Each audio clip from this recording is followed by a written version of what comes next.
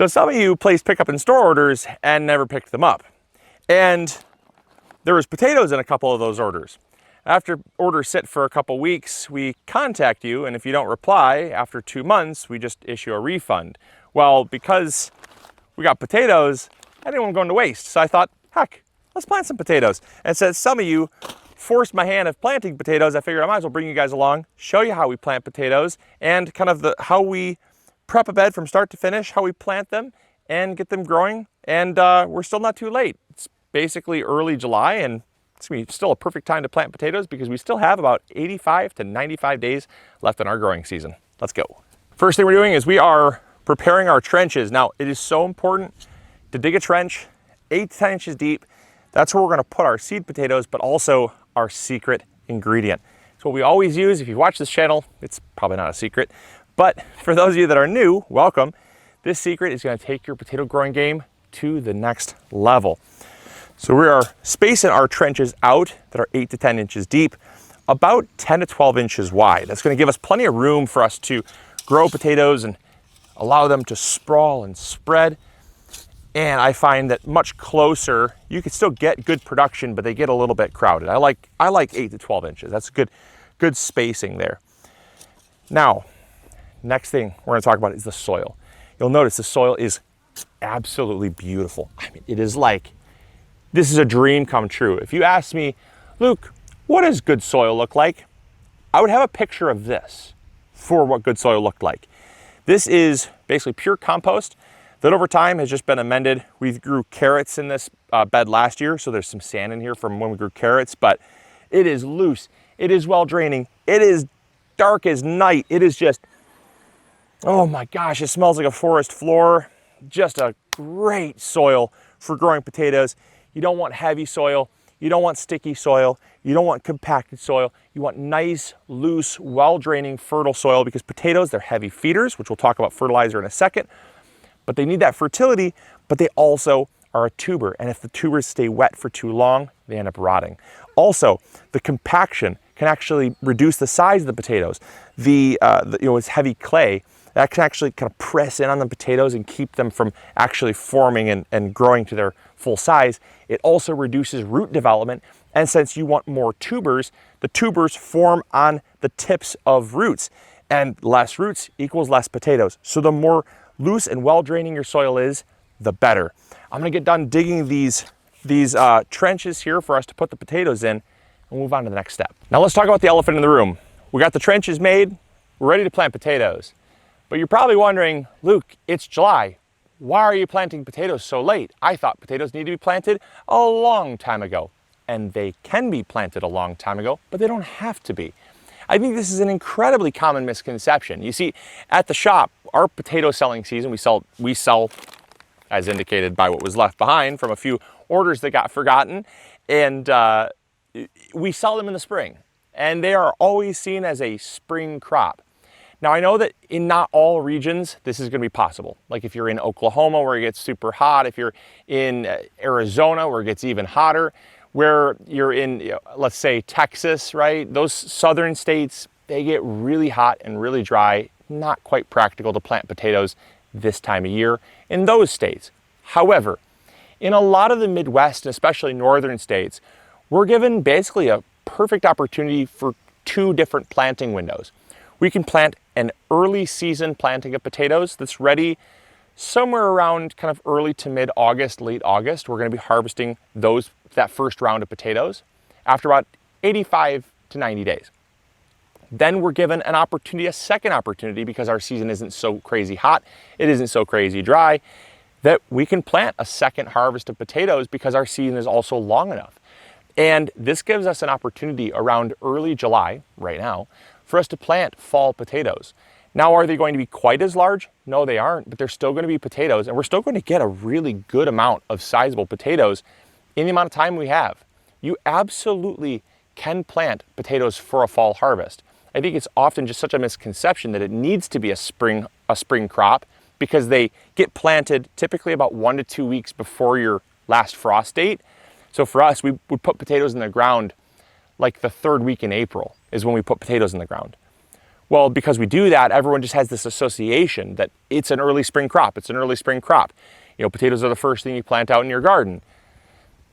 They can also be one of the last things you plant in your garden for the summer. It's totally fine. As long as you have about 85 to 95 days left in your growing season, it's like, let's just say about 3 to 3.5 months, right? Keep it simple. 3 to 3.5 months. If you've got 3 to 3.5 months left in your growing season, plant some dang potatoes. Give it a shot. They're awesome.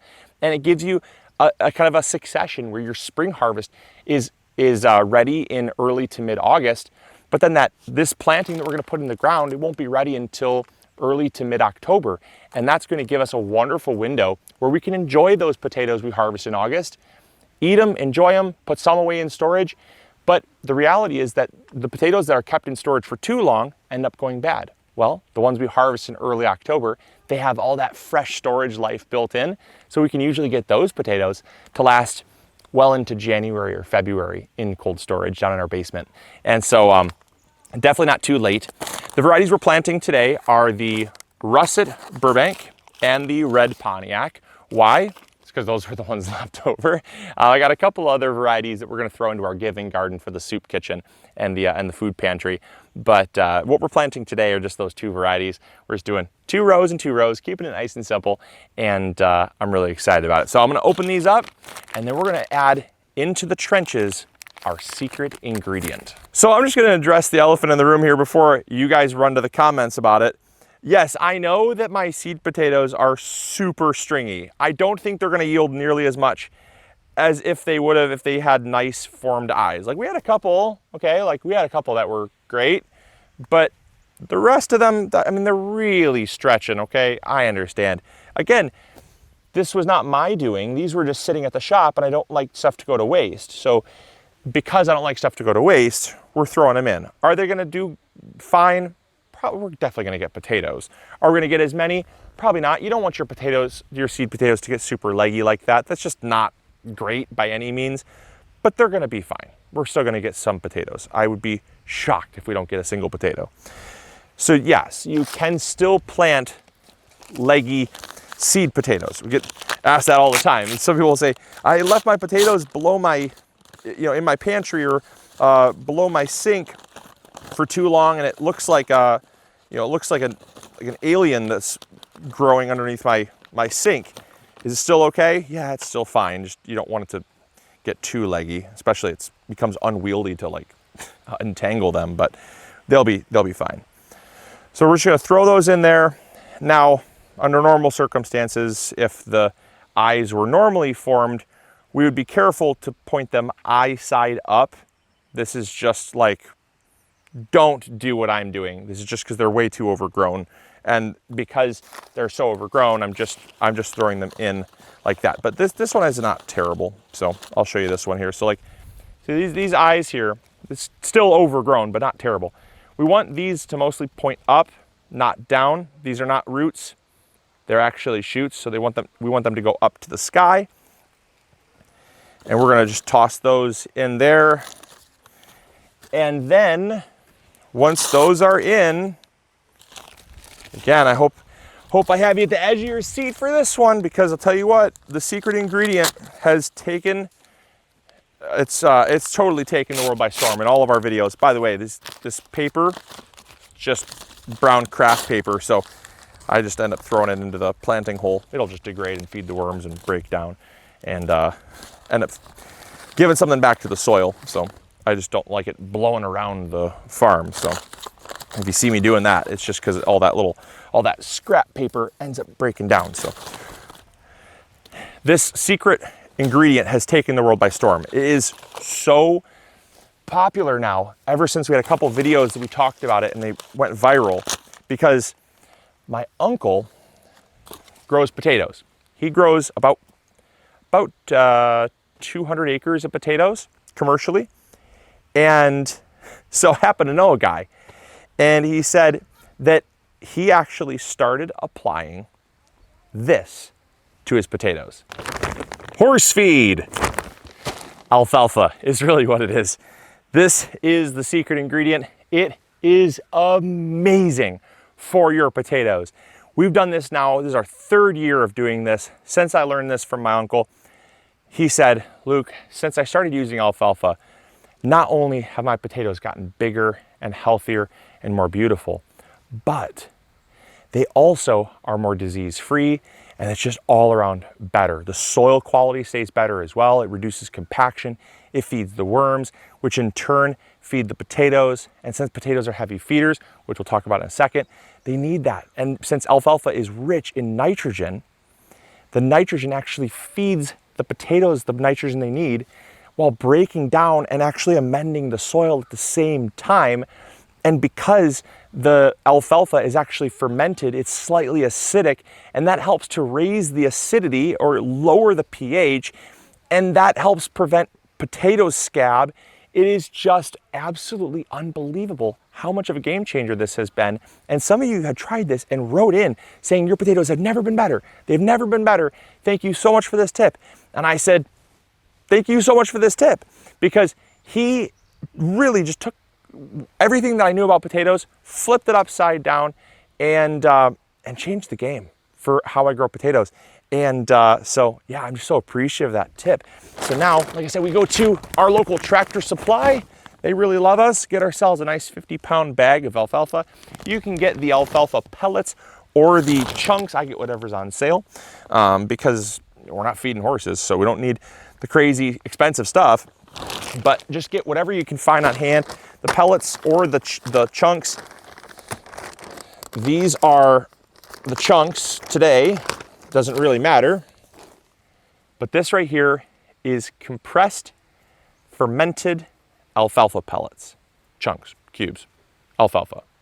And what makes this awesome is the fact because it's fermented, there's no weed seeds. It's weed free. So no weeds, nitrogen, acidity, organic material, $10. Yeah. How much of it? That's up to your discretion.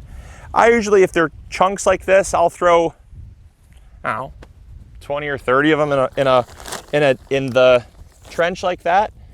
I just throw them in. If they're really big, I'll break them up. But what you'll find is at the end of the season, there won't be anything left. You'll just have this beautiful, dark, rich, gorgeous soil. The number of worms will be too many to count, and your potatoes will just love it because the soil stays loose. The potatoes can form better, and it helps to hold water because it's actually like very porous. It's insane. It's literally the best thing I've ever found to growing potatoes. Now, because they're also slightly acidic from the fermentation process, you won't have to add nearly as much sulfur. Obviously, we have already gone through and done a pH test. You should always do that because if you have not done a pH test, you might need to add a little bit of pelletized sulfur to your beds. Potatoes like a pH of around 5 to 5.5 or so, and that actually helps prevent potato scab, like I said. Potato scab is a disease that will make your potatoes really gnarly, kind of scabby and leathery, and it affects the shelf life dramatically. It takes the shelf life from like what would normally be 3 to 4 months down to like a couple weeks. It's just really dramatic how much it affects it. So you might still have to do add a little bit of pelletized sulfur. We've done a pH test, found no issues. So we are just going to, we're going to add the alfalfa pellets in, and then we are going to add our fertilizer. We use Trifecta Plus. That's what we use. Potatoes are heavy feeders, so you really want to make sure you're fertilizing with a good all-purpose fertilizer, and we're gonna be off to the races. Now, because we dug a trench, all we have to do is simply cover them up with the soil outside the trench.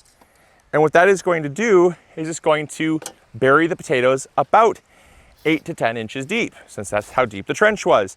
And here's the magic behind that. When we plant our potatoes close together, 10 to 12 inches apart, and we put them 8 to 10 inches deep, what we end up finding is we don't have to hill, because hilling does not give you more potatoes. I want to reiterate that. I reiterate that every single year, and someone always says, yeah, but I thought, or yeah, but I saw, or so-and-so told me. I'm telling you, I've not only talked to dozens of industry professionals, my uncle will say the same thing. His livelihood depends on it. our experience shows that there is absolutely no benefit when it comes to yield to the potatoes. The reason why you hill a potato is to keep it from accessing sunlight. If the sunlight hits a potato, it's going to form a chemical called solanine, and that is what turns your potatoes green. That's why they tell you not to eat green potatoes, because it can make you sick. The only reason why we hill our potatoes is to keep them dark. If you plant them closely together and you bury them deep enough, the potatoes do not actually form on the surface of the soil. And if your soil is loose, your roots go down, right? Loose soil, right? When the soil is loose, the roots go down. Since the potatoes form on the roots, they stay down. If your soil is heavy and it's heavy in clay, the potatoes will force themselves up. And that's where you get access to sunlight, and that's where you get green potatoes. Hilling potatoes does not give you more yield, never has, never will.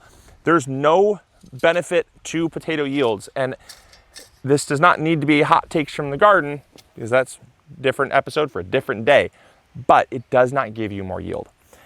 Now, there's always the question about determinate and indeterminate potatoes.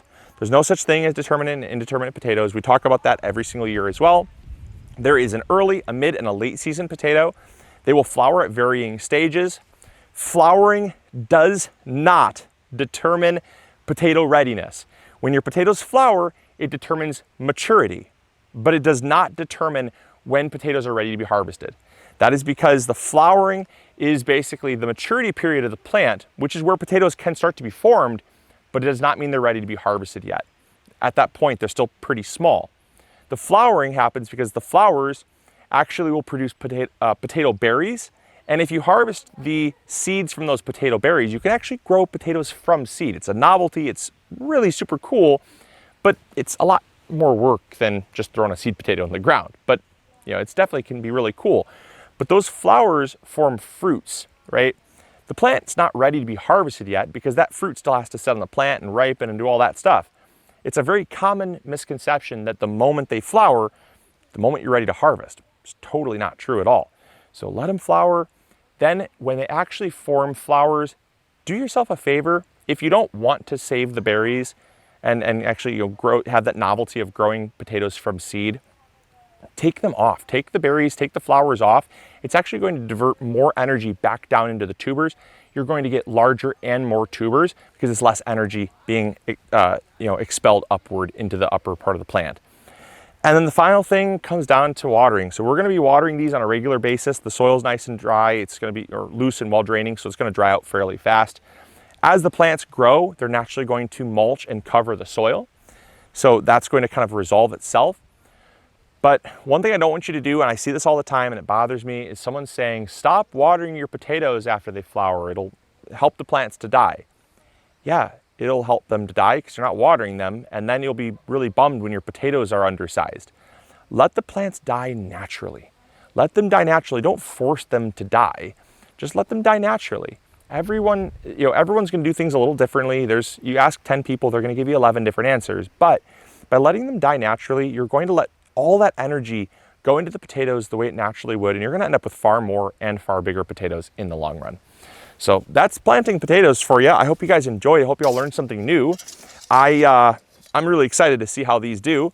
And I think we're going to have, despite the legginess and despite the lateness, all of the things going against us, I think we're still going to have a pretty darn good fall potato harvest. So I hope you guys enjoyed. I hope you all learned something new. If you have any questions, comments, concerns, let me know in the comments box down below. If you've planted fall potatoes, also let me know.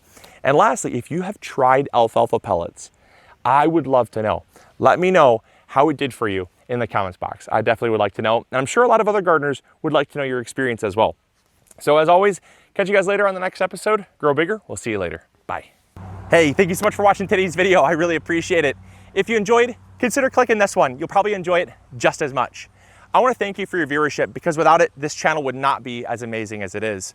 Also, if you haven't subscribed, consider subscribing. It's free, and we upload videos every Monday, Wednesday, or Friday. We also have vegetable seeds, fertilizer, or tools. If you need any of those, consider visiting MIgardener.com. Links will be in the description box below. We've got you covered. And as always, we'll see you all in the garden. Take care.